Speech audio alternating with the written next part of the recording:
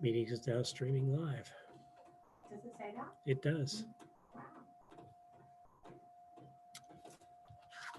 Okay, I'll call this meeting to order. Please stand for the Pledge of Allegiance. I pledge allegiance to the flag of the United States of America, and to the republic for which it stands, one nation, under God, indivisible, with liberty and justice for all. Welcome to everyone. Nice to see your live faces. Next item is the consent agenda. Recommended action is approve the items below, which are included in the consent agenda, which are 6A meeting minutes from the July 21st regular meeting, 7A administrative position change, 7C teaching assistant maternity leave request, 7D appointment of CSEA typist, 8A Board of Education meeting minutes of, Board of Education meeting dates for the 2020-2020 school year, and 8E special education. May I have a motion to accept the consent agenda, please? Yes. Thank you, Martha. Thank you, Joan. Any exceptions, exclusions? If not, if you'd please vote.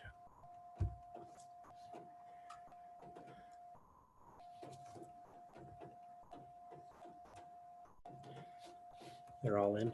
Yes. Yes. Oh, yes. Okay, 5-4-0 against the consent agenda is approved. Next up is the good of the cause. It's where the public may address the board. Have anything that's, okay, thank you. Go right to reports to the board. First up is the audit committee report. On August 3rd, the board audit committee met with our external auditor, Tom Telling, and his staff. There are two other staff here. The audit committee consists of Karen Meister, Dan, and myself. Dan's going to do a brief summary of the meeting. At the meeting, Tom had two associates with him, Samantha and Philip. It was their first day here in the school building, so they were just getting started. They expected to be here for 3 days. And looking to have the audit completed and back to us beginning of October. So, and we had a little bit of discussion on, the situation with COVID-19 and, schools not spending as much because of different activities that weren't happening. So they were taking all that into consideration when they were putting their report together. So look forward to hearing from them in early October. Have they concluded? They're No, on there site? was- They've concluded their visit here. Okay. They've concluded their visit here, haven't they, Dana? Tom's coming back tomorrow. Can't hear you. Tom's coming back tomorrow, he said. Yeah, Tom's coming there back was tomorrow. they had some technical glitches in terms of hooking up to their server on the very I first can't day. hear Dana, but can you? You have to turn your speakers, 'cause Sorry.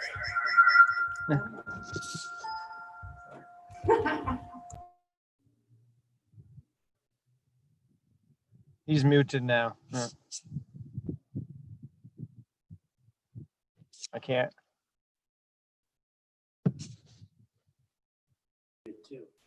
Can you repeat what you said? We didn't all hear it. Sure. They had some technical glitches hooking into their server. So they did what they could on the first day. They worked mobilely on the second day, came back on the third day, just two of them. Tom had to go on to another job. So Tom will be back tomorrow to finish up.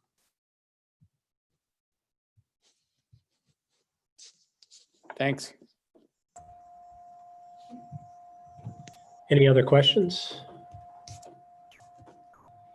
Thank you, Dan. Thank you, Dan. The next report is the law conference report. I attended the online version of the summer law conference. It was on July 21st and 22nd. It was broken up. It's usually 1 8-hour day. It was broken up into 2 3.5-hour days. There were, I believe they said there was over 4,000 people on the conference, and which I thought was a huge number until you realize that they do these law conferences in 5 different sites throughout the state. So it's not just, in Albany, but there are also 17 attorneys present through the whole thing, and it was interesting seeing these attorneys there. One guy, he said, "This is the first time I've dressed up in my basement." he's got his suit coat and tie on, and so along with the 17 attorneys, there was Jay Warona, who's the executive deputy and general counsel, and he moderated all the sessions. Day one, there is 3 courses each day. Day one was, and as you can imagine, they revolved around the COVID-19 for the most part. Safety measures, are they appropriate to contain the virus in reopening schools?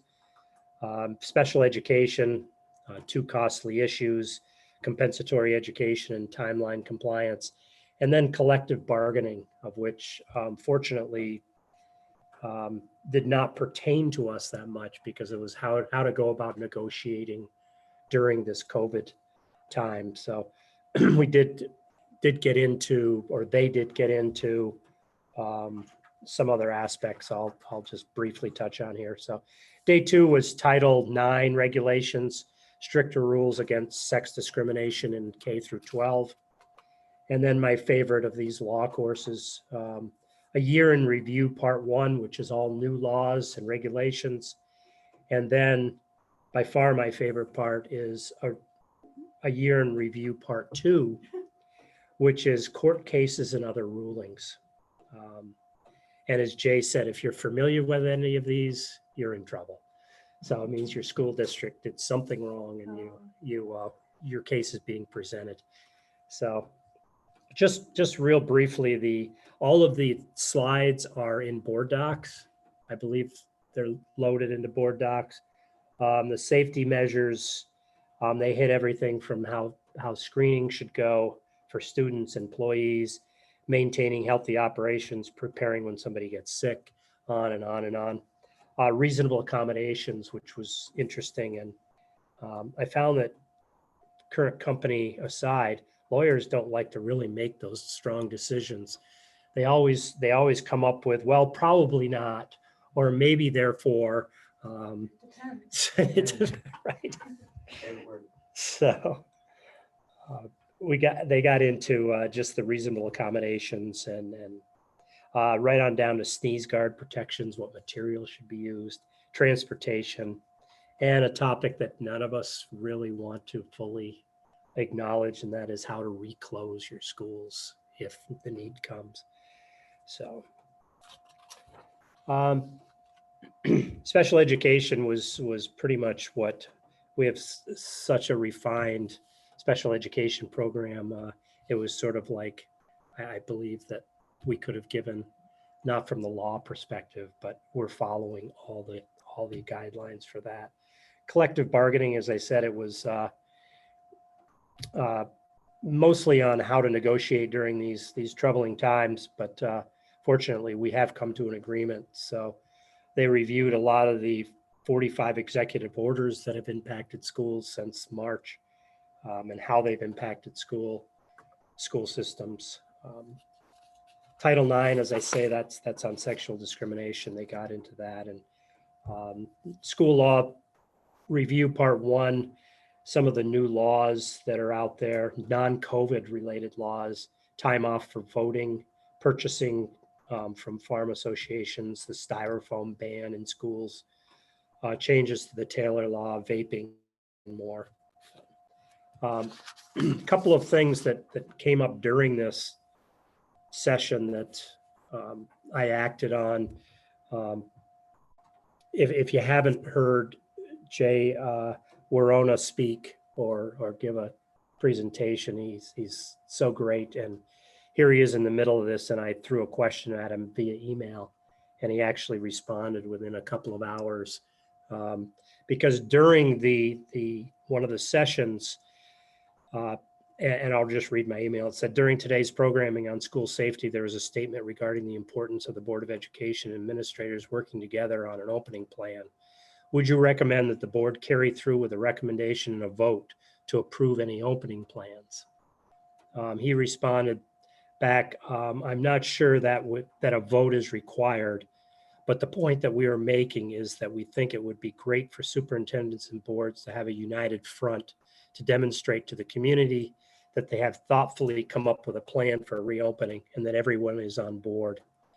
If the best way to demonstrate that is through discussion and ultimately a vote, that would be great, but I'm not sure that the law requires that. So we're along the right avenue as far as that goes. So the other comment I'll make is that I did listen rather intently. If any of you listened to the governor of Vermont go over his opening plans for Vermont, I happened to be home working during that and listened to that, and it was rather interesting. And what I found very interesting was that Dr. Rebecca Bell, who's the president of the Vermont chapter of the Pediatrics Association, got up and she gave her point on safety of opening schools. And she made a couple of good points that I'd like to just review here. She asked that we all look locally, not nationally. If we look nationally, we're going to be buried in the bureaucracy of how bad this situation is. She said, we're not living nationally, we're living locally. So see what's happening in your communities with COVID. Our areas are low in COVID. So she did go over how the children are less likely to contract COVID and maybe are less infectious.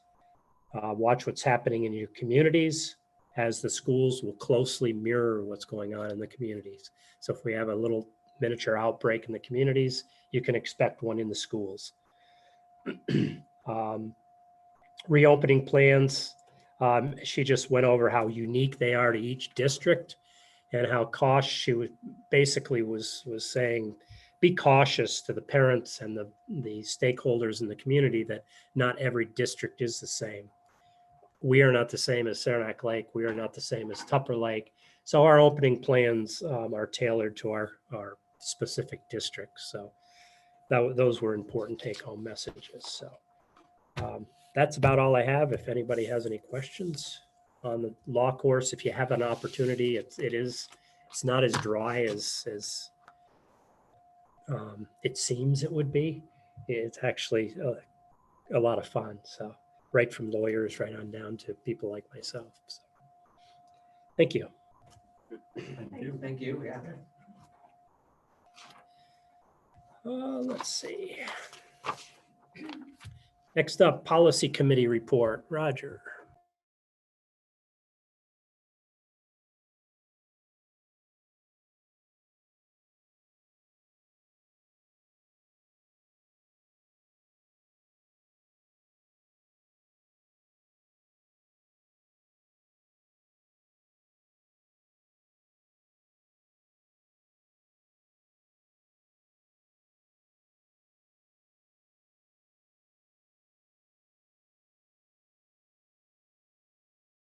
Okay, so I'm unmuted right now. Now you can hear me, correct? Yes. Okay. So the day after your conference, Rick, we conducted the first policy committee meeting we've had in a number of months. So it was on Thursday, the 23rd. Present at the meeting, I was there. Patty Gallagher was there, who has been chairing that committee for many years. Mary Werner, who just came in, was there. Thanks for being here, Mary. Favor Smith, Pat Stanton, and for her first time, though she's always been very heavily involved in the committee, matter of fact, I would almost say leading from a distance, Karen Angelopoulos was there in person. So we did conduct it online. in person. Karen and I were here, and others were at other places. And what we did is we walked through some of the suggestions on policies coming out of NISBA. So, rather than having this brief committee report, stopping and then going back and doing first reads, I just thought I'd launch into first reads if that works for everybody. And I also want to encourage my my fellow participants that night to chime in if you think I'm missing something. So if we go to first reads, these are the policies that we discussed and made some recommendations for. The first one was online learning and course credit policy. So that one is a potential new policy. And if you read it, you'll see that it somewhat reflects a sort of a backward look at the last few months of the school year. So it really is a policy that sort of provides oversight on the kind of situation that we just went through. So that's the first one. The second one, let's look at the attendance update.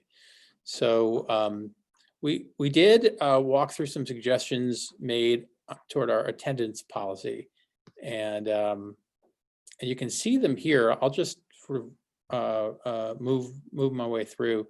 So if you look at the policy, you can see that there's a note of explanation in green, and that note of explanation does recognize that this the last few months and the upcoming, hopefully, few months only are going to require us to look differently at attendance, because typically our attendance policies are intended to promote high level of attendance, right, and to challenge chronic absenteeism. But in the last 3 months of the last school year, we had no students in school. And now coming up, as we discuss reopening our schools, we are also encouraging people to be well aware of their own personal health and to make decisions on whether or not to be in school. And this is for staff as well as for students, based on that health, and to really be cautious and conservative about it. So this policy does remove some of what we have done, which is to put practices in place to encourage and promote excellence in attendance, because we don't want students, for example, to be trying for the perfect attendance award and therefore coming to school when they have 100-degree fever or some other kind of ailment. So this policy is, again, sort of a reflection and a product of what we've been through recently. So if you work your way through the policy, in red, you can see some of the additions. So one is in the excused and unexcused absences area, general procedures, data collection. The administration, this is an addition. The administration is directed to design and implement regular and consistent general and data collection procedures to ensure that attendance is taken, complied, and forwarded to a staff member responsible for collecting and processing all attendance within the school building. Not a dramatic statement to add. But also we're planning on doing that whether our students are here in person or whether our students are learning remotely, which is does make for an interesting shift. Under attendance incentives, the district will design and implement systems to acknowledge a student's efforts to maintain or improve school attendance at all grade levels, engage students and families, determine whether systemic barriers to attendance exist for students, develop solutions to remove those barriers. Our goal here, and you, again, Mary and Karen, if you don't, please feel free to comment here. Our goal here was to recognize that we're still trying to encourage positive attendance, right? We do still want students to attend school, but we don't want to provide these incentives that might push people over into coming to school when they're sick. So we tried to come up with some language that would reflect that. Would you say that that's pretty accurate? Okay. And so that's those are some of the changes to the attendance policy. Any questions on that one? So then there was a policy being proposed by NISBA called, I think it was called the pandemic policy, to put a whole policy in place to address issues like the recent issue, the pandemic. And And we decided not to recommend that to the board. We decided that rather than do that, to recognize that a pandemic is one of many situations that occur that we prepare for in our school safety plans. So we decided instead to add just sort of some key statements in the school safety plans and teams policy. And so that's what you see. You see recommendations for making mostly additions to the school safety policy. So I'll walk through that a little bit. So in the school safety policy, to add a statement, the Board of Education recognizes the public's concern over the possibility of a contagious disease outbreak and acknowledges that it is in the best interest of its students, employees, and the community to prepare for such a scenario. So really just making a very proactive statement that this includes pandemics, right? That the school safety policy includes pandemics. Then there's another one at the bottom of 2 more paragraphs down. The plans will also address risk reduction, prevention, response, and recovery with respect to a variety of types of emergencies and violent incidents in district schools, and will address school closures and continuity of operations in the context of epidemics, pandemics, in either the plans themselves or in addenda to the plans. So in other words, to make sure that the plans are thinking about the fact that we could be in the kind of situation we were in last spring, where we have to close. And then to recognize that we're trying to maintain a continuity of learning. We also added a statement to include bus drivers and monitors into the building level safety team and emergency response plans. And then there are some new additional statements down there. There's a few more actually. One of them states, again, in addition, during emergencies, staff are authorized to temporarily cover classroom door vision panels when it is likely to protect staff and students.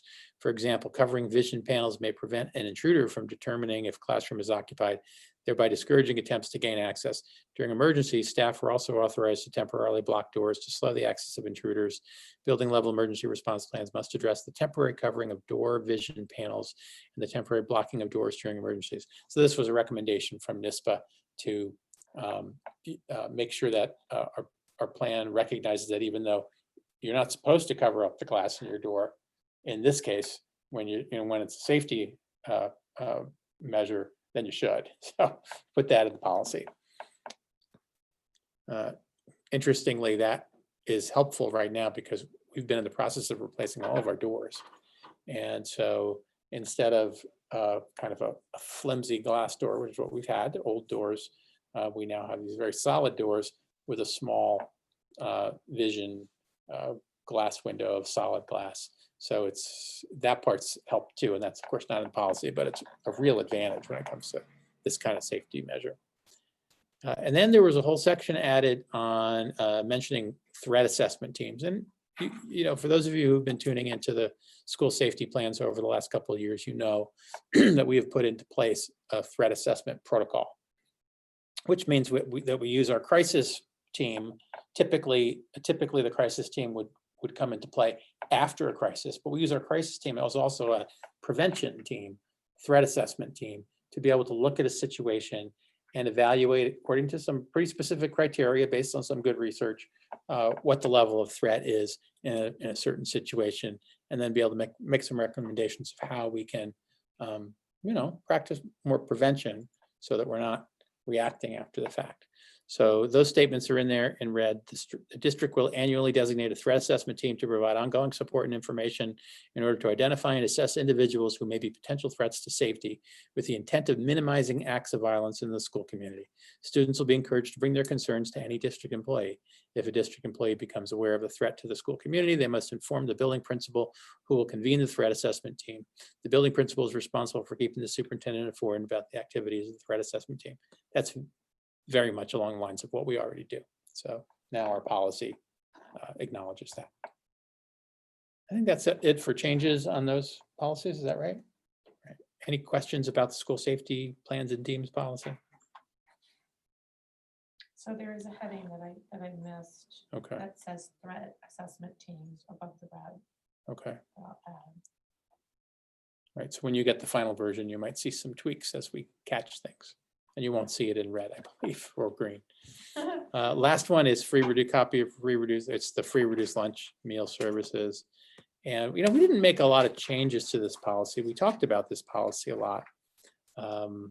But other than some really minor language things, you're smiling, so you've got your lawyer, Yeah, you got your I lawyer got hat on, One word that I would change that one word. may to- and will, Yeah, from will to shall. to shall. Well, you'll see in the next policies that shall is being changed to will. Oh.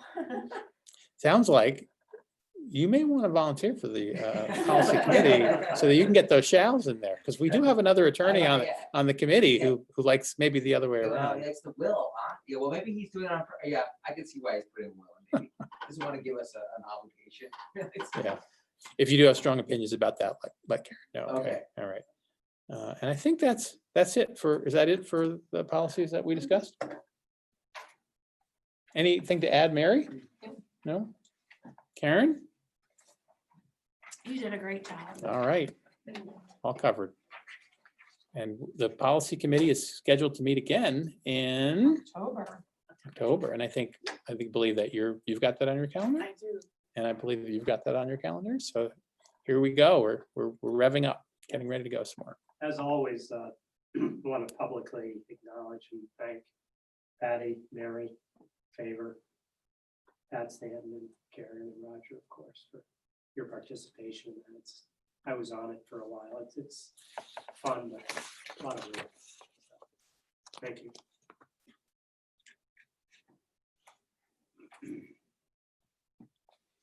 Superintendent's report? Oh, so I just keep on going, huh? You sure you're not tuning me out already? I've been talking for a long time. Okay. So I'll talk a little bit about reopening, the topic that continues to dominate our time and our energy. So this past week, we had some big events. We had a press conference on Monday where the governor spoke and really raised some points that we knew were going to have to be a factor in whatever decision he announced at the end of the week, which of course it did happen. So on Monday, he really raised some big questions about issues like testing, contact tracing, teacher and parent participation, and reopening plans. So I think many people who were waiting to hear him talk on Friday recognized that probably we were going to be asked to do more than just rest on the laurels of our existing plans. And that's in fact what happened. So on Friday, Governor Cuomo spoke. It was actually on a phone conference, so it wasn't widely heard at first, but it was, the press was there, and so eventually this was able to get reported. So the governor spoke, and he did say that schools are okay to reopen in the fall. And that's really due to the very reason that you pointed out, Rick, was the low rates of community transmission. And, just to emphasize that, not only do you typically see the state numbers that have really flattened at a fairly low rate, at least compared to what they were in April and May. We've been paying close attention to our community transmission rates here in the North Country, the whole region of the North Country, from Water down to Plattsburgh. The rates of transmission have been ranging from about 0.2% to about 0.6%. I believe right now they're about 0.4%. In the local area, North Elba, no percentage here, but North Elba has had 10 positive cases since the beginning, all recovered. And Wilmington has had 0 cases. And so that's really kind of our local reality. I think that's what you were making some statements about, Rick, based on what you heard there. So our reality is based on North Elba and Wilmington, our school district essentially, as well as some region-wide North Country. And that's really what our region is supposed to be going on in terms of making decisions. And then we see also the statewide community transmission rates. So even though he emphasized the low rates of community transition, he also expressed some caution, as he had done on Monday, about reopening plans statewide. And so he did ask us to do what I've been calling a little weekend homework assignment. And the weekend homework assignment that the governor provided us was to provide additional information that we could post on our websites.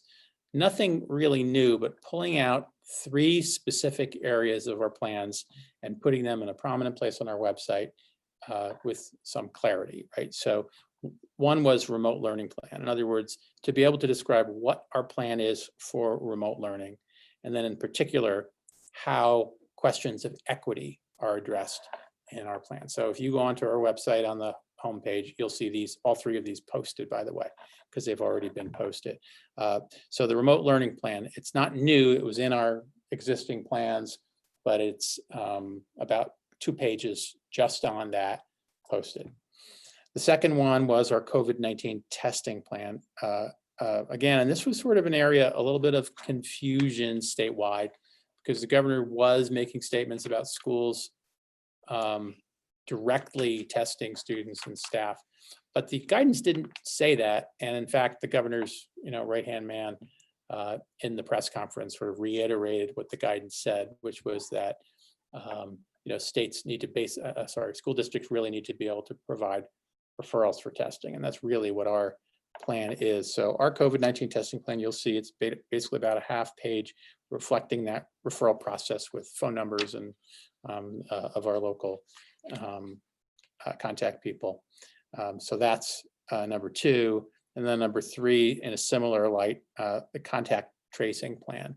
And really, and this was sort of reemphasized by our county Department of Health, our contact tracing plan is essentially to ask, invite, or rely on the county Department of Health to do the contact tracing, which is what they specialize in. They do it for other, they don't just do it for COVID-19, they do it for other illnesses as well. And so you'll see those 3 there. So that was one aspect of what the governor asked us to do, post these 3 pieces of our plan in a very obvious fashion on our website. Then the second one was to ensure that we're engaging our faculty and our families in the conversations about reopening. Now, again, some of this is reiteration, but I would have to say this is going to be more so than what we've done so far. What we've done so far, of course, in our reopening plan is we included members of the community, parents, teachers, staff, et cetera, in our reopening plan discussions. We also polled our families and got a lot of feedback that way. So we have already done that. Plus our teachers have been involved at the school level of meeting and talking about the reopening plans. So it's not like we haven't done this, but the governor has asked very specifically in the next 2 weeks to hold one meeting, and he did say online meeting. So we're gonna do an online meeting for faculty. And we've got that one scheduled for next Monday at 11 a.m. So we're gonna hold a meeting for faculty at 11 a.m. to review our plan and then to invite questions and feedback. And then 3 separate opportunities for families to participate in reopening plan discussions. And so we scheduled those today. I don't think we've put that out yet, have we? We were putting it up today. I asked Matt to Yeah, put it's it on not the quite, it's website. probably not quite there. It might be there now. He's Yeah. pretty good. So,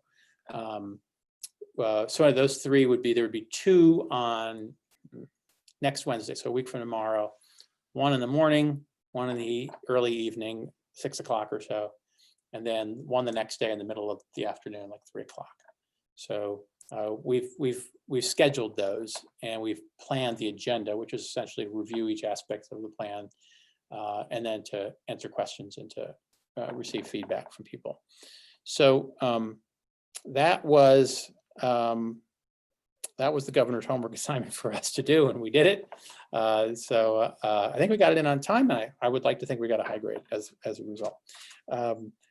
People should be able to see this if they can't just yet, and if people are paying attention from distance, or definitely for everybody in this room, you should be able to find the specifics on our website and on our Facebook page. That's where you'll find direct links. So the online Zoom meetings, and we are going to use the Zoom platform.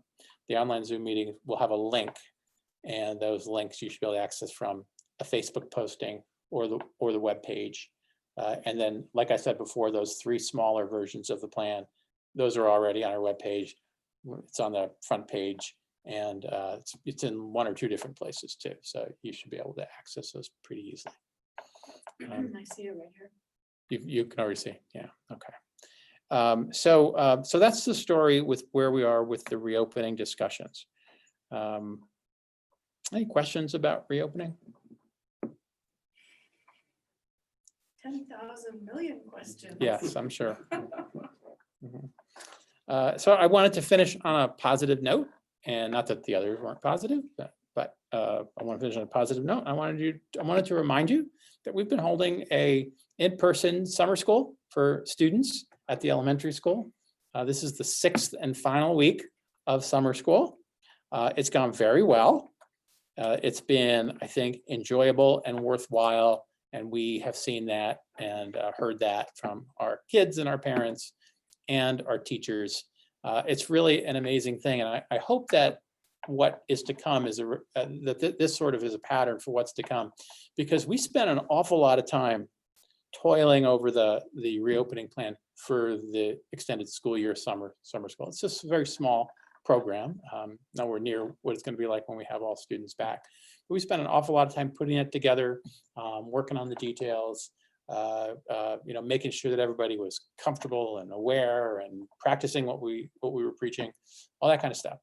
And then we opened up, and in about 2 days, after everybody was nervous, and certainly people who were organizing it were nervous to make sure they wanted it to go well, and they were worried that it wouldn't. Students were coming in for the first time seeing their teachers wearing face masks. Teachers were, after hearing the news of the nation, were coming in to be teachers with students directly.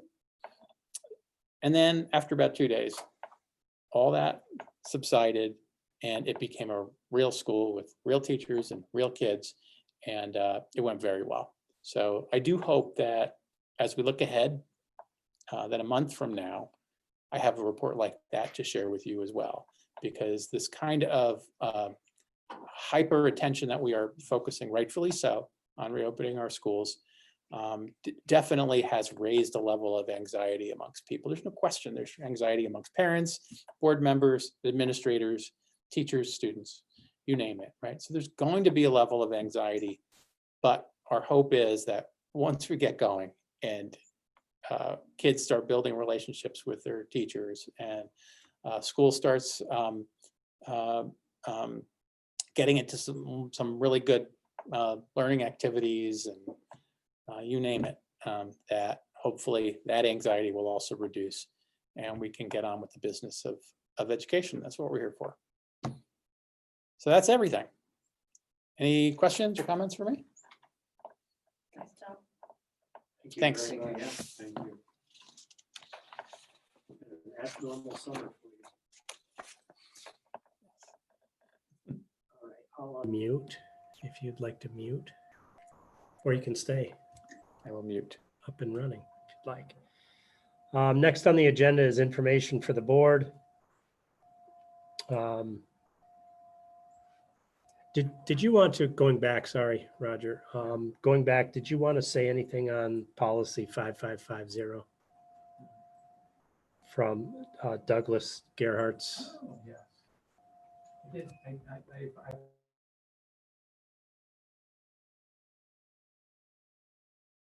So just now I'm going backwards to the policy committee. So we did have a policy that we didn't know what to do with, and it's a policy that you're familiar with, right? So you remember it was brought to the board's attention that one of the problems with our prevention team survey was that student participation was low, and that the prevention team recognized that as a school district, our policy said that in order for students to participate in the prevention team survey, that they needed active consent from their families. And they were asking, the prevention team was asking, and the board was certainly agreeing with where they were coming from here. Could we not provide some kind of passive, allow for passive consent? In other words, just recognize that some families will not want their child to participate, have that an opt-out rather than an opt-in, and that we would get more participation that way. Because typically, numbers are low, not because people aren't in favor of doing it, but because students don't bring back papers and don't get them signed. And so there is a paperwork issue that goes on. So we brought that to the policy committee, and we discussed that possibility. But the piece about permission was connected with one of the laws that is connected on that policy. And so we decided to dig in a little bit deeper, and we read through the law or parts of the law, and weren't sure whether or not a change to the policy was actually going to be in compliance with the law. So the policy committee agreed to let me ask our attorney for advice. And so I did, and this is our Harris Beach attorney, Douglas Kierhart. And I asked him please to read the law and to let us know that whether or not we could change the policy based on the law. And he did provide us with feedback, and I provided you with that. And I'll quote what he said, at least the one piece I quoted for you. He said that the change to an opt-out approval, he believes, fails to sufficiently meet necessary provisions of the law. And there's more detail, obviously, than that in there. But he did not recommend us making that change because he thought that we might be in violation of the law.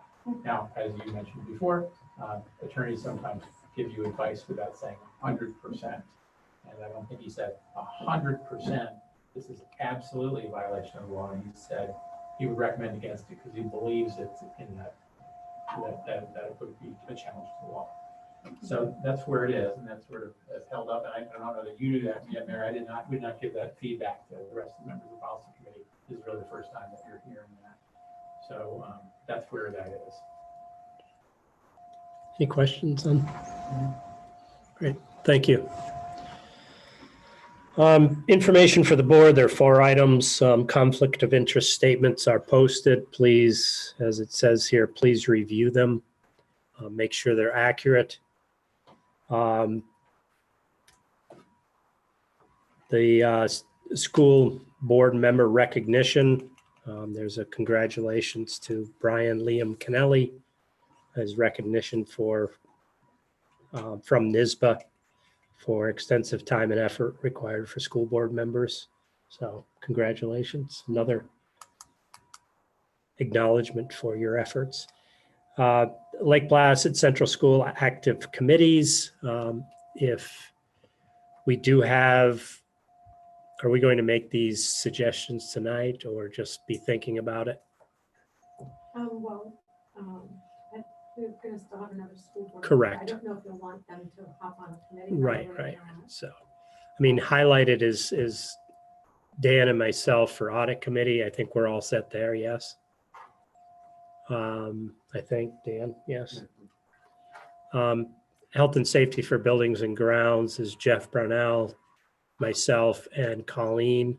So we'll need to, we don't need to have a third person on that, but if anybody is interested, please let Karen know. Going down to shared decision-making committee. That's a required committee, correct? So it is, Rick, and I think that tonight might be a good time to refresh our memory on the shared decision-making. The shared decision-making committee used to be a standalone committee, and it used to be a very active committee, but things change. And so the last time that we reviewed the purpose of the shared decision-making committee, we thought it would provide a good umbrella for topic-specific committees. And that come up because there's a pressing need, because we always believe that what made the shared decision-making committee a productive committee was that the issues being discussed were pressing. And if you wanted to have a history of that, I can tell you about the kinds of issues that were being discussed and why they were very productive. But the idea of an umbrella committee really is, I think, a good one, because the umbrella committee, if you have a shared decision making committee serving as umbrella, in other words, it would serve as sort of the oversight for a very specific committee that comes up, is that it maintains the status as a board committee rather than um, a satellite committee that may not be connected to the board might not feel connected to.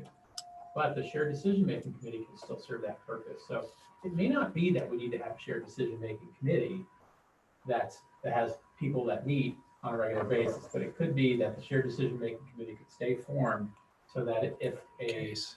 topic-specific committee comes up, that we could then form that, and the board could support that as part of its shared decision-making committee process or requirements. Okay. So I throw that out there because I think we sometimes have these topic-specific committee ideas that, you know, could be served well that way. So there are a few highlighted people, a teacher that's retired. And then Board of Ed is myself and Colleen, and then we need a non-parent community member, non-parent community member. So that was Colleen, so. And what we could do is we could, if a topic came up that the board thought would be a good committee to be under the board umbrella of shared decision-making committee, could use that criteria. So in other words, if a new committee wants to be formed, to look at that criteria and say, okay, let's make sure we get a non-parent Community member. So it might be pretty good, might offer some guidance. Sure. Okay. So then do you want to, so should we change the meeting expectations to say add just as needed I would, yes. and then leave the purpose as the same? Right. And I did not highlight the first committee being the policy committee. I assume Correct. Joan and Martha, you still want to be on the policy committee. Okay. Okay.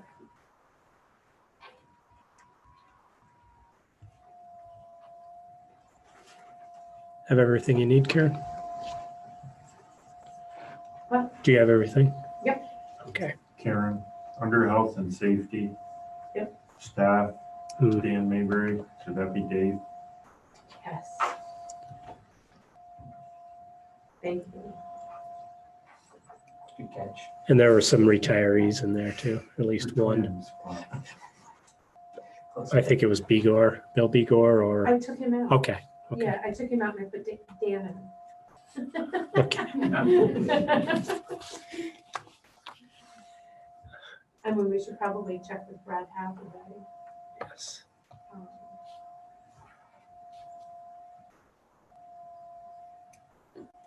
Okay. And then finally, the fourth is a copy of the letter that went to Adirondack Diversity Initiative. This served to formalize Martha's participation and representing the school board. So thank you, Martha, for that. Capital project update. I'll unmute if you want.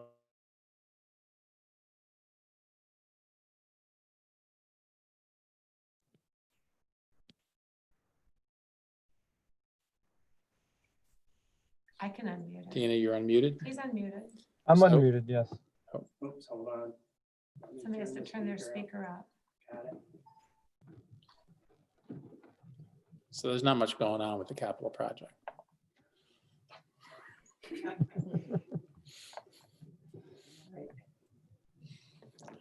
There's a lot going on with capital projects. Yes. And we are, I'll let Dana chime in, but I'll just let you know that we are really pushing hard for the contractors to be out of the buildings. In other words, that the interior work, with the exception of the auditorium, is finished in the next 10 days now. 10 days. The 21st. Yeah. So that's what we're pushing for inside. Now, outside's a little bit of a different story. There's still some roofing work. There's obviously the wall going on. I hope some of you got a chance to admire the wall Yeah, on the it's way great. in. You see the entrance over here. You see the entrance over at the elementary school. So there's a lot of outside work. There's still some things that we haven't even started, like the sign at the elementary school. But we're really interested in getting the inside work done. So I'm going to let Dana talk beyond that. Dana, any I wanna- comments? Well, the biggest one is the fact that we've asked Utica National to take the lead on all the issues, the leaks that have occurred over the last, say, 4 or 6 weeks. You guys have seen, obviously, the pushback as to whose fault it is. So Utica National has 3 active instances that claims that have been filed, and the adjusters have come in. The hope is to now expedite any cleaning that needs to happen on the west wing and in the library at the middle high, and to ensure that hopefully that those spaces are ready to go and get turned back over for September 1st. Just heard today from Jeff Strack, from Gordon Pratt, that we got the the go ahead to have contractors come in to do cleanings and really get going and have things work itself hopefully out, and then they will approach the other insurance companies and try to figure out who's truly at fault.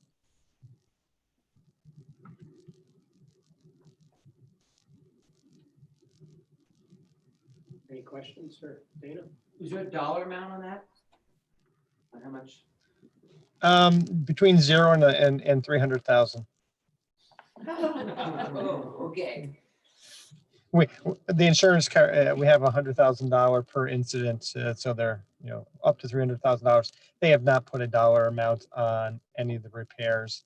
The adjusters thought that if there was no mold issue, that it's primarily cosmetic in nature, cleaning the floor, the carpet in the library, patching some, peeling plaster. Probably will have to remove hallway tile in the west wing. Primarily on the 3rd floor outside the fax room. That floor probably got the most damage, ceiling tiles. So they thought in general, outside of the cleaning, it was truly nothing substantial in terms of repairs other than cleaning up.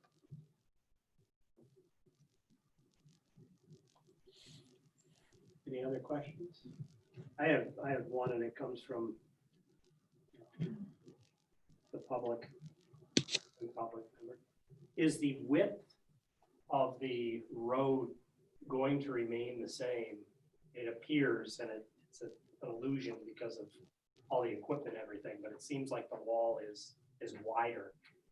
Is it actually the same width as what was there?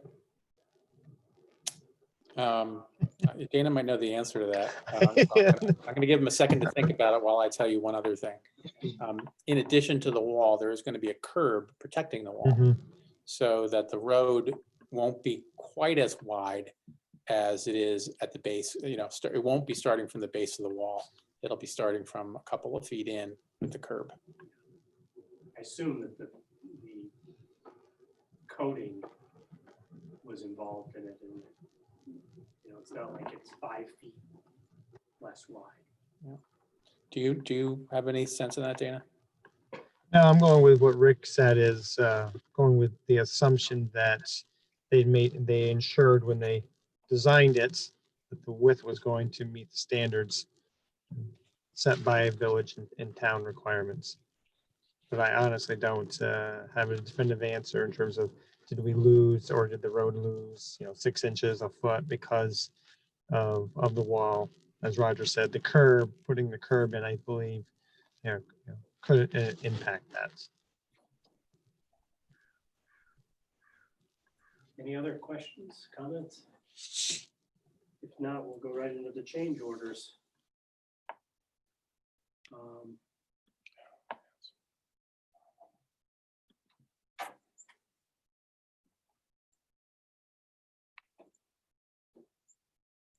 So it's one change order, correct, Karen, with 2 documents? Right, change order GC 13B and 13A. So there are 2 documents for the one change order, which is the $168,000 addition that includes that. This is the auditorium work. And really the board, prior to having the documentation, the board voted to approve these. So I don't think you really need to vote again unless you want to. But that's what these are. So these are pieces of the auditorium additional work. And this one in particular, and if you were to walk in there right now, you would see that there is a scaffold setup that's almost as large as the entire auditorium, because the scaffold raises a new floor right up to the ceiling so that all the work that's being done on the ceiling can be reached and also contained there. So you did the asbestos abatement piece, and now they'll be adding in, of course, the new construction and the new the creation of the new ceiling there, along with the lighting changes. If you were to walk in the hallways, you'd see all the fixtures, which have never really been taken down because of the asbestos, are now sitting out in the hallway waiting to be renovated. But this is very much a part of what you were already aware of with the auditorium. Right, this is just the final paperwork. So I'm confident that this is being discussed, but is there a clear delineation between the pre-approved work and the work that's being completed in response to the multiple incidences had? Yes, and I can actually, again, I'll defer here to my friend on the lake, at least on the Zoom call on the lake.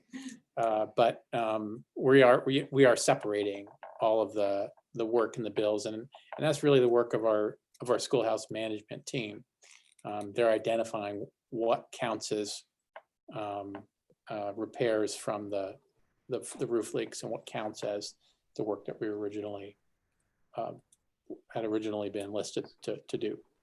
Dana, you want to add to that? Well, that's correct. I had to actually ask Ambience to turn an invoice into separate invoices to separate it out so that we do have a clear delineation between what is coming from the incidents on their parts. We haven't really seen anything other than a bill from from Ambience. Bass hasn't submitted anything. I think they're tracking it all. The specific incident in the auditorium is more plaster in nature, and that will get repaired as they get back to that portion of it, but it wasn't going to hold anything up. We are definitely looking to monitor it because we will have to submit everything to Unica National as part of the claim.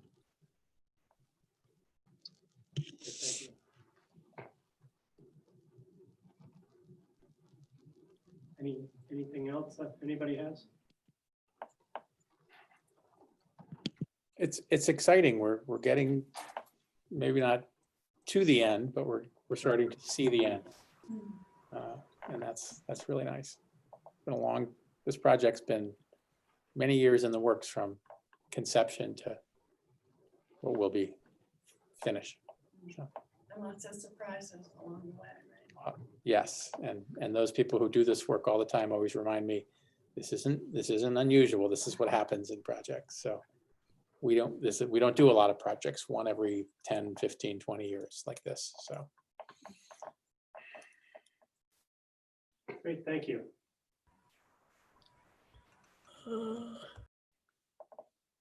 I will unmute.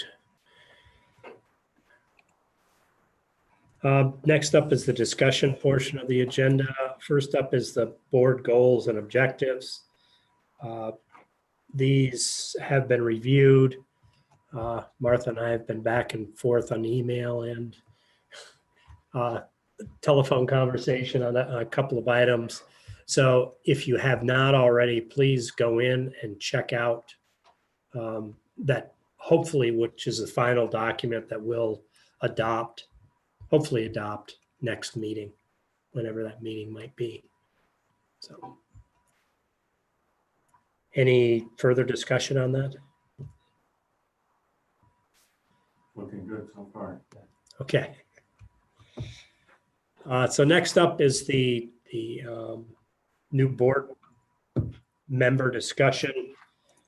We have 3 individuals who have expressed interest in filling the vacant board seat.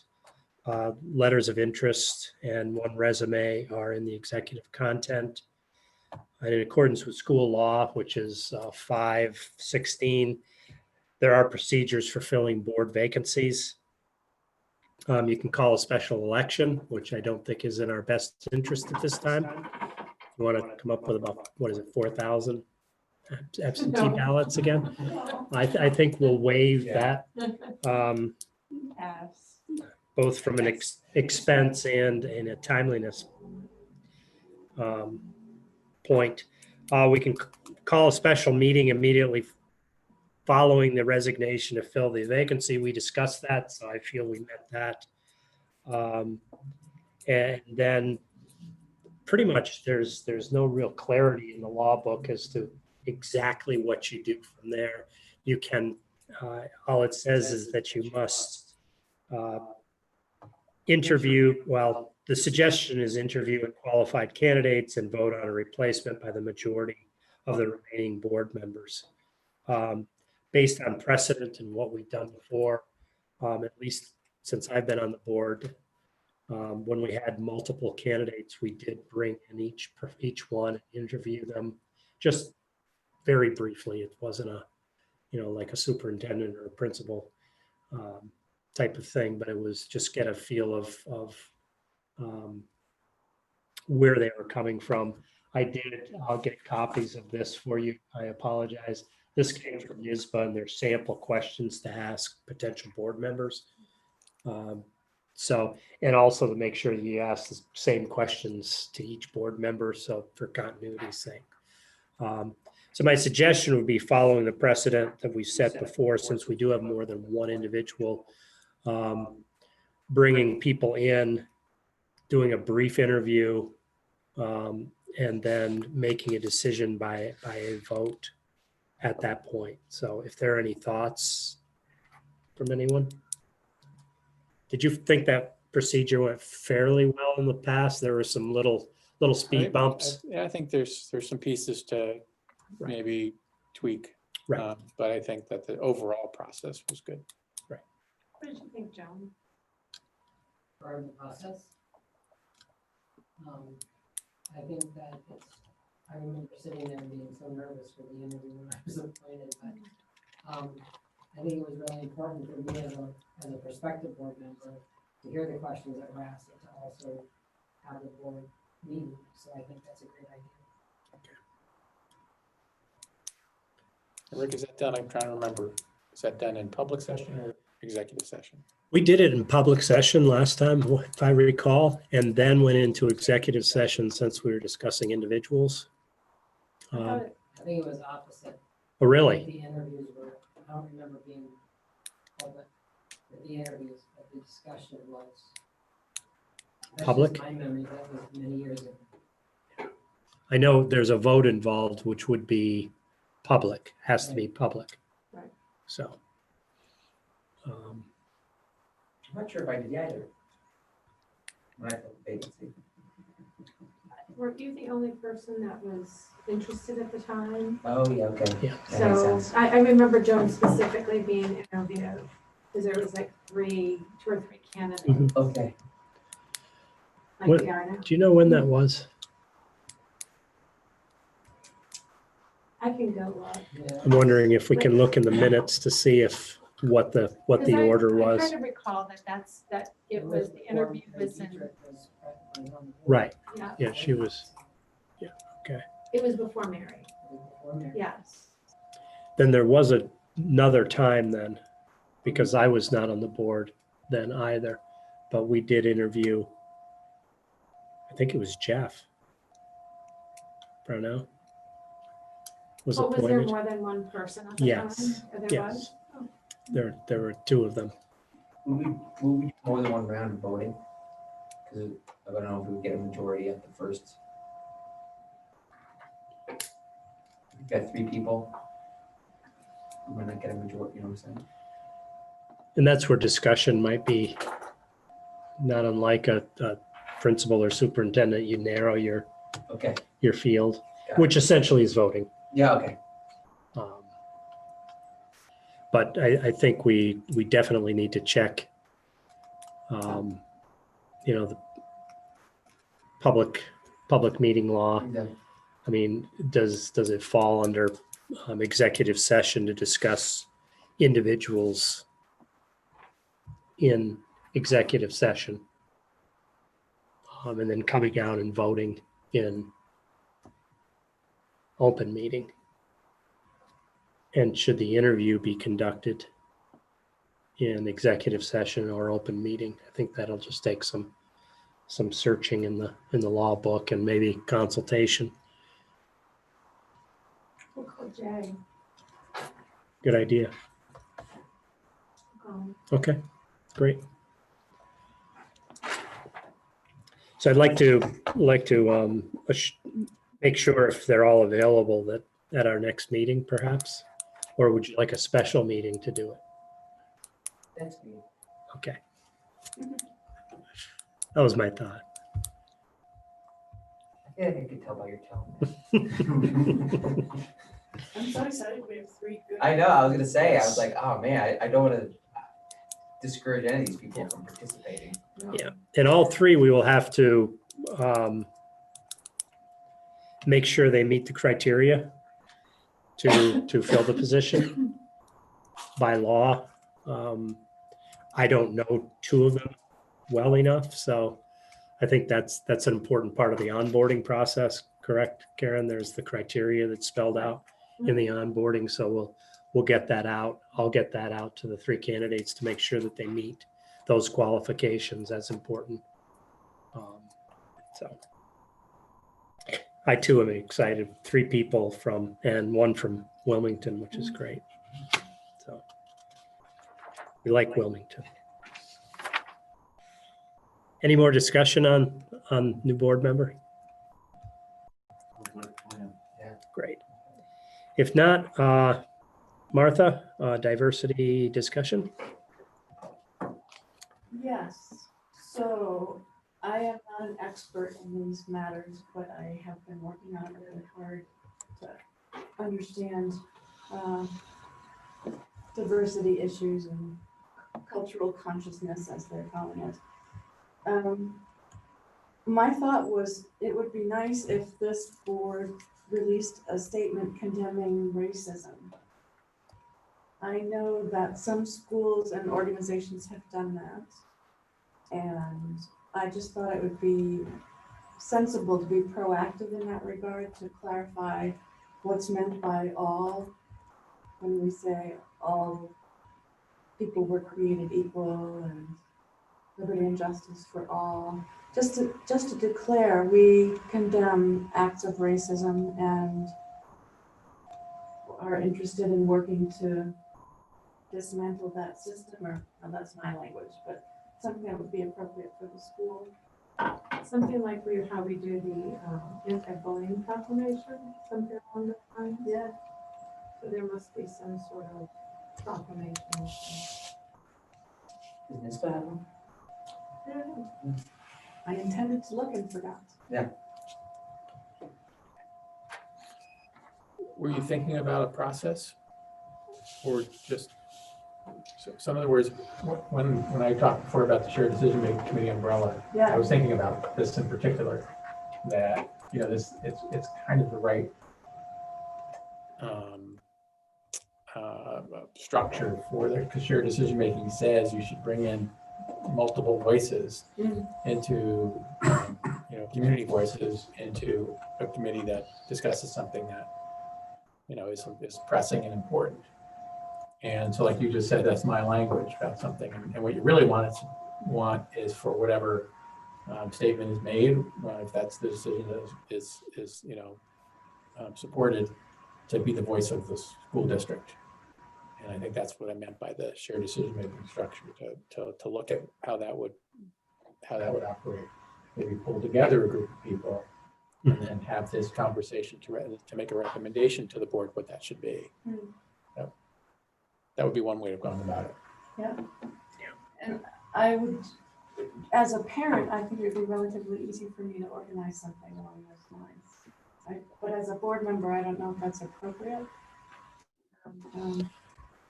I think we turn that to the shared decision-making committee and So what you could really do, you could look at the structure of the shared decision-making committee. And you could be, so there's a board member role in there, right? And if you were interested in say, even taking, being the chair of that, you can see that structure to bring in those other voices. And then to organize, a meeting or two or whatever it is, in order to have those conversations. And then to be able to come back to the school board and say, here is what our diversity initiative wing of the shared decision-making committee is recommending. Okay. Does that make sense? Yes. So it wouldn't be you as a parent. I know we talk about what hat you're wearing a lot, Martha. It wouldn't be your hat as a parent. Not that you have to ignore yourself, like you're a parent, but it would be your hat as a board member, as a member of that committee, or potentially as the organizer of that committee. Okay. That's great. yeah, and what that does as well is I guess release the board of having one person's platform be the voice of the board, which Yeah, is I know important. that's So, not correct. right. So I think that's a great idea, Roger. So So We what can- are next steps? Should I say, yes, I'll work on this committee and? You So, could, and So we have to replace some people.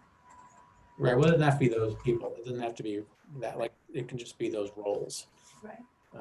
And so if you wanted to work on that, that might be something that you would want me involved in, at least to help identify who or when, or those kinds of things, just very similar to how we did some other standing committees that I think you've been a part of, or, Thank you. I will follow up tomorrow, I guess. Great. And should I be working with you primarily or with? What's it say in the shared decision-making committee, Karen? Well, it just says the membership. It has the people, temporary members will be assigned for required advisory committees, expectations. It doesn't really say. Because board members aren't even mandated, are they? It says we are not required. Correct. Right. But we've had board members on. in the Correct. past. Right. Why don't we flesh that out and Okay. identify what those positions are, and then Okay. try and recruit people for those. Yeah, because it says the related policy law will be It referenced says- to help guide the composition of the It, committee. it's actually pretty clear in that.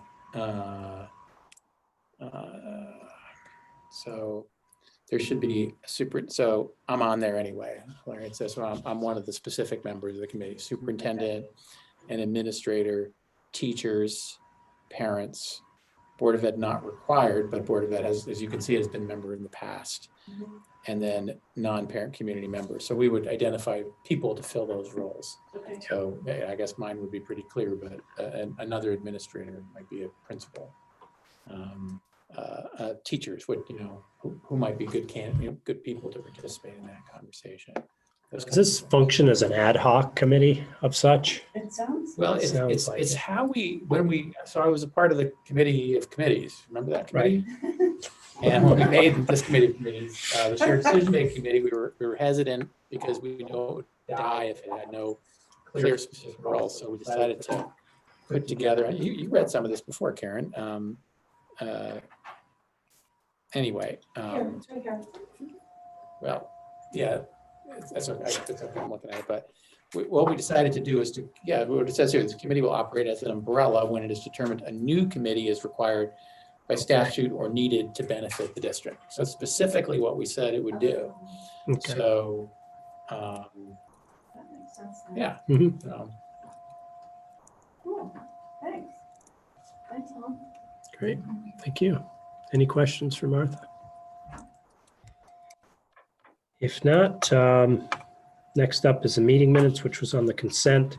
Action items, personnel, 7A was under consent. 7B is CSEA staff resignation.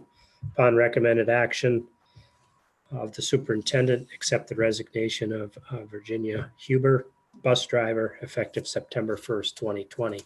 I have a motion to accept this resignation, please. Yes. Thank you, Joan. Second, Dan. Yeah. Thank you. Discussion, comments? I'll just add that we'll be very sorry to see Mrs. Huber Yes. go. She's such a soft, kind, considerate member of our school community, and she's wonderful with children. And when you think about the bus driver greets his first one and greets kids in the morning, and sometimes the last one to say goodbye at the end of the day, that's who you want doing that. Mhm. So we wish her all the best. She and her husband all the best. They're entering a new chapter in their lives, and but we'll be very sorry to see her go. She will be missed. Thank you. 5 yes. 5-4-0 against, the motion passes. 7C is consent, as is 7D. Other action items, the meeting dates was consent. District calendar update, recommended action, motion to set aside previous adopted district calendar and to approve the updated district calendar as per the attached. May I have a motion to accept the calendar, please? Yes. Thank you, Dan. Second, Mark, Martha, thank you. Discussion on this, I believe we had that last meeting. Right. So I think I provided you with the rationale for this. Right. And if anything, I think it's stronger today than it was 3 weeks ago. Okay. Please vote, everyone.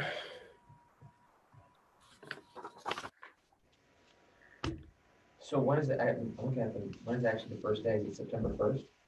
So the first day for staff would be September 1st. But with this approval, the first day for students wouldn't be until September 8th now. So the staff would actually have 4 days to prepare for the arrival of students. And I think I've shared with you some of the reasons for that, being the preparation for, just a different time for reopening. Sure. So 5 yes. Okay, 5-4. the downside of this, of course, is that we will have used all of our superintendent's conference days, and there's usually one in October and usually one in March.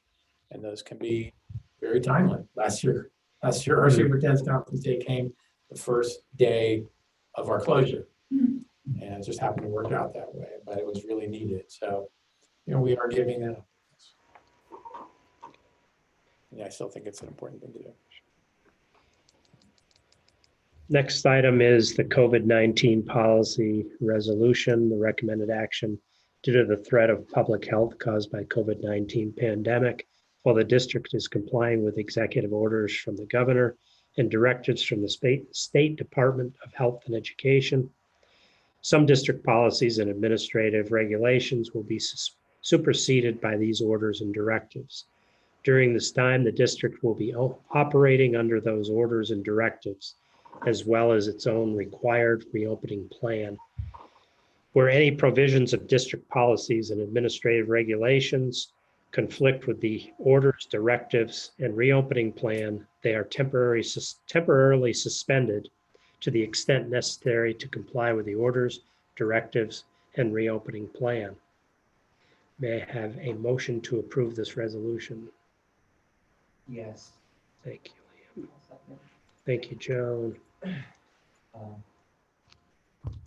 So I guess I have a question on the homeschool students. Are we saying, is it just a blanket ban on their use of the school district facilities? I'm just. Where's the? This is- Yeah, I This think is it's, in the resolution. yeah, to the extent that such students are not permitted to make use of district facilities or participate in school activities.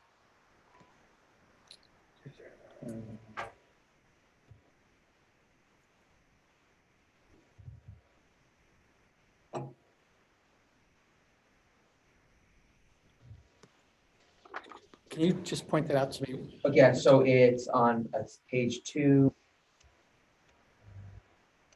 It's 1741, homeschooled students. Oh, I see. Okay. So these are examples Okay, of school district policies yeah, that may be superseded by executive orders. So this is not necessarily telling us what we're going to do or not going to do. okay, These are examples. So the homeschools, you know, like, so we have a policy very similar to this yeah, on homeschooled students. And it says that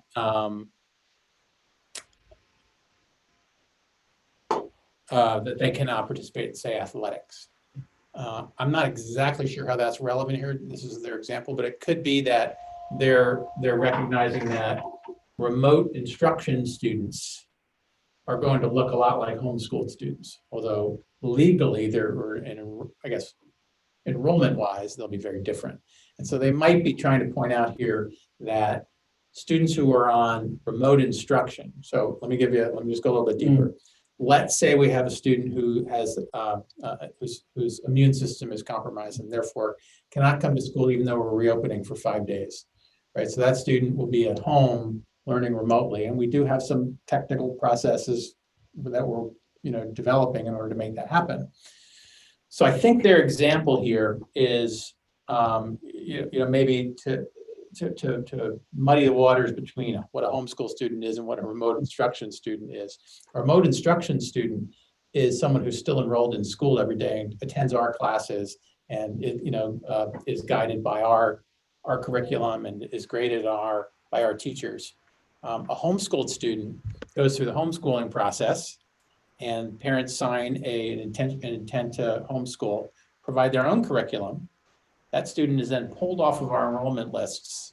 And then students who are formally and officially homeschooled can't participate in sports, as one example. So I don't know that I would have given that particular example, but it's just trying to point out that with the executive orders, we may be doing some things that we typically wouldn't do. okay, So we might have kids who are on remote instruction, but they, for whatever reason, can participate in, I don't know, a marching band or a cross-country team, because as long as they're outside and at a distance, they can do that. So I think that's what they're pointing at, is that we're going to do some things that look like they're violating policy.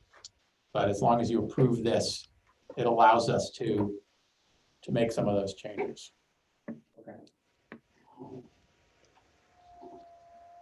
yeah, I guess I've been hearing from all these, from what other districts are doing, and it just sounds like they're giving just a carte blanche to parents to decide whether they're going to participate in remote instruction, and then I've got also in my professional experience, I'm having parents opt for homeschool, and it sounds like the school is still going to still give them extracurricular activities, and I just want to make sure that that's not the case. So here's what the case would be. Medical reasons, in my humble opinion, got a medical reason, that's fine. But the picking and the choosing, and then, So here's what the guidance says, and on our plan says this too, that if a student is some kind of is in some way medically fragile, they wouldn't be coming to school, but they'd still be enrolled and remotely and instructed remotely. And if a student's family member is medically fragile, and them coming to school and going home again would put that family member at risk. Guidance says that we need to be able to provide those families with remote instruction. So in both those cases, that's not homeschool, that's remote instruction. I'm using this because it could look an awful lot alike, but it isn't the same. Now, right now, and I can tell you this actually very specifically, we have a list of students who aren't attending. Most of them will be remote instruction, not homeschool. We have maybe 10 to 15 homeschooled, and maybe we have more than that who are on remote instruction for one of these reasons, right? This is a little different, right? Yeah. So the homeschooled students we will not be overseeing their curriculum, and they will not be participating in whatever activities the homeschool students are not allowed to participate in, including sports. It includes sports, but it doesn't include all. They could participate in clubs, but they couldn't participate in sports. The remote instruction students could. Yes.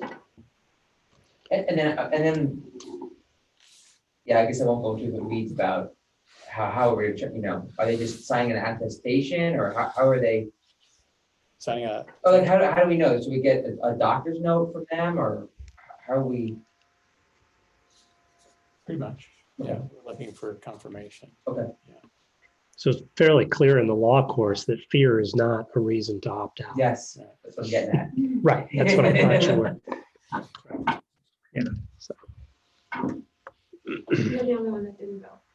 Oh, sorry. Yes. Okay. Give me to mark you. 5 yes. okay, so 5-4-0 against, the resolution passes. Setting of the tax levy and signing of tax warrants. Recommended action to set the tax levy for the Lake Placid Central School District and to approve the signing of the tax warrants for the towns of Lake Placid and Wilmington, New York, in order for the district to begin collecting taxes on September 1st, 2020 through November 4th, 2020, based on information provided to the Board of Education and placed on file with the district clerk. The resolution is attached hereto and made a part hereof. May I have a motion, please? Yeah. Thank you, Dan. Second. Yes. Thank you, Liam. Any discussion on the resolution, the warrants, the rates, the schedule? Just thanks to Dana for all the extra information, the comparison data. Okay, great. Yeah, it was added today. Is Dana still on? I could thank the other school I've officials. lost. Yeah, I've yes, he's lost. trying to talk. I think it's still on. Go ahead. Hold on just a second. Let me mic you. Go. I could thank the other school officials when I sent the email out this morning. They were very quick to respond. I did actually find a website where you type in the school, and that's where I got the 2018 data. That's kind of pretty much what typically comes out of the state, is usually a year to 2 years behind. So yeah, my other counterparts throughout the North Country were very much willing to share, and I will share this information with them as well, so they have it as for documentation. Great. Thank you. 5 yes. So the resolution passes 5-0. Special education is under the consent. For the good of the cause, here's your moment to shine. Oh, I just missed you guys. We'd like to hear from you. Yeah, good. Well, I do want to say that I had a couple questions that I sent after I read the plan, and I sent them to the middle school and elementary school principals, and Mrs. Lindsay and Mrs. Franklin promptly returned, an email and responded and answered my questions thoroughly.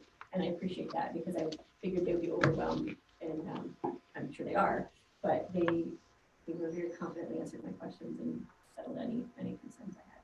Great. So I thank them for that. You feeling okay with the plan as a parent? Yes, I mean, one of the things that, I measured every single classroom in Keene, because I'm on the reopening committee, and when you open, I panicked. I was like, oh my gosh, what did we do wrong? They can go 5 days. How can they go 5 days? So I think that's probably a question for other parents, because they see all the other plans and we're pretty unique in that way. But, when they said 800 square feet average, that was one of the responses. Well, a lot of our classrooms are average 800 square feet. And I mean, our largest in Keene is 630. So that right away I went, oh, the low density, which was mentioned in the parent letter, that put a number to that low density, 11 or 12 middle schoolers in an 800 square foot classroom. Yeah, that makes sense. Great. Thank you. Appreciate your feedback. Not to put you on the spot. You handle it well. Any emails? Oh, let me check. No. Okay. Adjournment phase of the meeting, next meeting, date, location. August 18th, is that a, We We don't were need it. only gonna do that if we had to set the tax rate. Okay. So I'm thinking with the new change, it's September 1st. okay. So September 1st, 2020 with location to be determined.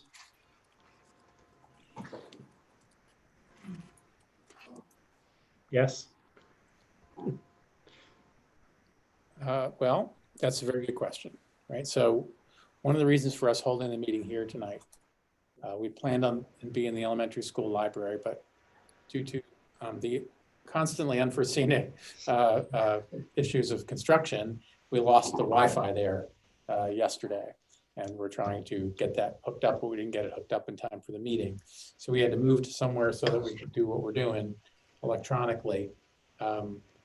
But both school buildings are covered with dust and have, debris and have, things stacked up in the corners and all of that. So, so we decided to meet here, but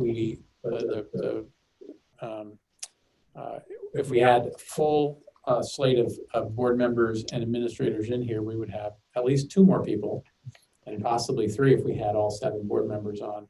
And that would make this room at 6 feet apart, almost impossible to have any guests. So right now we knew Karen, and thanks to Karen and thanks to Josh Favreau and Pat Patterson, who were here today, helping to organize this room. We figured with the tape measure, we figured we could have 5 guests. Right, So- somebody sitting behind the door, hiding in the corner. But if you included Dana and Colleen in here, for example, we wouldn't even have the room for 5 guests. right. Now, the good news in September is we will have more facilities available because the construction will be out of the buildings. So we could meet in one of the libraries or one of the cafeterias. And that's something to think about. Is that the meeting where we're gonna finalize the reopening plan, or we're gonna do that, That's the next meeting, and that's September 1st. Yeah. I thought we decided that the board wasn't voting on We're not voting on it. we're not voting on it, but I wasn't sure where we left it at. Because you want public input, right? Is that what the? So, Right. right, so the public will be, on these online discussion, invited to these online discussion meetings that are next week. Oh, okay, But the Got it. next board meeting after that isn't until September 1st. okay, got it. I think it sends a good message that you're having an in-person board meeting, so. That was our goal. Mhm. If we're gonna ask students to come in person, that we should be able to do that ourselves. So that the reopening plan will definitely be an agenda item on the September 1st. So, Have a discussion? yes. Please. Any old business topics? I was going to put the dashboard discussion on. there. Okay, And I believe that we're gonna put that on the next agenda as well. yes.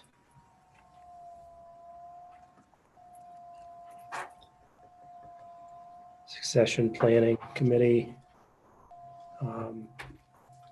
Believe like to put together an ad hoc committee for the planning. If Is any, a new topic? we discussed it last meeting, did we not? Or was it sort of a Touched on it a number of times. touched on it? Again, Martha and I. Think about it, that's what we're, Right. head in the sand kind of thing. But I know Martha's done quite a bit of research and come up with a lot of resources. So it'll be just taking the resources and putting them, to our liking and our taste for our district. So if we can just put that on, we can introduce more, or Martha can, one of us can next meeting. And try to put together an ad hoc meeting group or committee that meets 2 or 3 times to review and then propose to the board. Again, I don't know if that fits under the umbrella committee or not, but so. I heard that.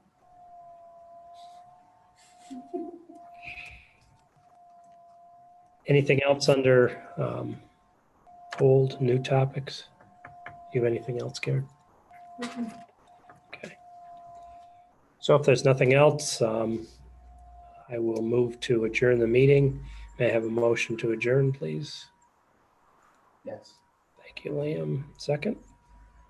Yes. Thank you, Dan. All in favor? Aye. Aye. 5, 4, 0 against. The meeting is adjourned. 8:07, 8:06. Thank you.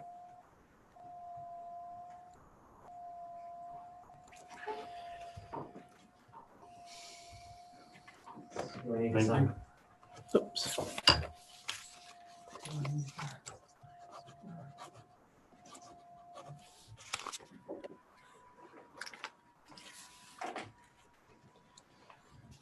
You want to just pass the paper and then?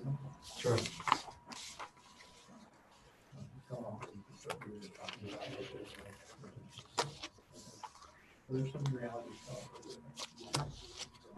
Are we off?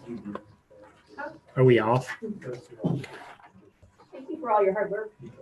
Thank you for coming. So I just wanted you to know that I did put it on Facebook and I sent it out to the media people. As somebody who you went down to the elementary school and you found the I sign. was here first, Oh, you were here first. and I don't know why I assumed it was So here in here's this my, I library. want you to know. And I I don't looked want at you my to phone think and I I thought, did it in oh, the yes. TV. Go home And then I and panicked and I drove I down want there. you to Um, be angry. So it's But fine, here's what I said. I'm not on social media, so that's my issue. Right, I right. need to get better. Well, and you can always email me because you have my email address. Okay. And like I was like, I had no idea who would even come. I know. Well, I didn't, it's funny, because there's a softball game going on there. Right. So when I pulled in, the loop was packed. I was like, oh my gosh, are people upset about this? I thought Right. they were all there before. Right. Right. So thank you so much and I apologize. No, it's fine. Yeah. All right. Thanks, Mary. Yes. Yeah, yeah. But in the end, yeah. It would be like- You're welcome. That's the reality. Is that